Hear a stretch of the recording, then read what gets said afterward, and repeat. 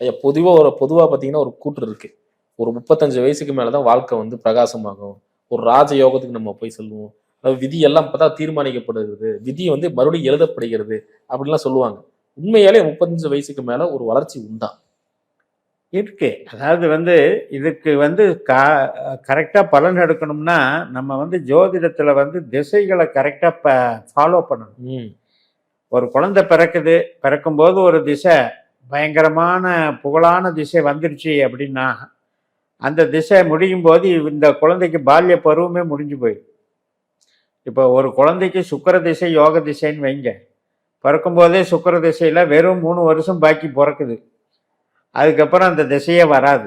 அவர் வாழ்க்கையில எப்படி அவங்க அனுபவிக்க முடியும்? அது மாதிரி அந்த திசை ஆரம்பத்துல போகாம, மிடில் ஏஜ்ல வந்தது அப்படின்னா, இந்த சுக்கிரன் ஆகட்டும், குருவாகட்டும், சனி ஆகட்டும், புதன் ஆகட்டும், ராகு ஆகட்டும், இது எல்லாமே 15 வருஷத்துக்கு மேல தான். ம். அப்ப 2மே சேர்ந்து வந்தா ஒரு 40 வருஷம் டெவலப் பண்ணி விட்டுரும். அப்ப மேஷ லக்னத்துக்கு பொறுத்த வரைக்கும் நம்ம என்ன பார்க்குறோம்னா, சுக்கிர திசை நடந்தாலும் தப்பில்ல. ம். ஆனா 2, 6, 10 தொடர்புல நடக்கணும். அது எப்போ வரும் அப்படின்னா, அவங்கவங்க பிறந்த நட்சத்திர ராசி திசைகளுக்கு தகுந்த மாதிரி தான் பார்க்க முடியும். நம்ம ஒரு 19 மேஷ லக்னத்துக்கு இந்த திசைன்னு சொல்லணும்னா, சூரிய திசை, சந்திர திசை, செவ்வாய் திசை 19 சொல்லிக்கலாம். ம். இந்த 3ஐயும் கூட்டுங்க, ஓ. 23 வயசு ஆகுது.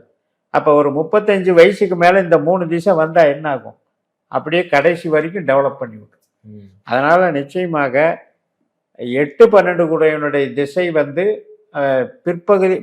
பிற்பகுதியில வரக்கூடாது. ம். வந்தா அவங்களுக்கு பிற்பகுதி யோகம் இல்லை. அதே முற்பகுதியில கஷ்டப்பட்டேன், நான் சின்ன ஏழை குடும்பத்துல பிறந்தேன், எனக்கு படிக்கிறதுக்கு கஷ்டம், எனக்கு சம்பாதிக்கிறதுக்கு ரொம்ப படிப்படியாக தான் முன்னேறினேன் அப்படிம்பாங்க. திடீர்னு போய் ஒரு தொழிலில் என்ட்ரு ஆன உடனே கடவுடன்னு வளர்ச்சி விட்டுரும்.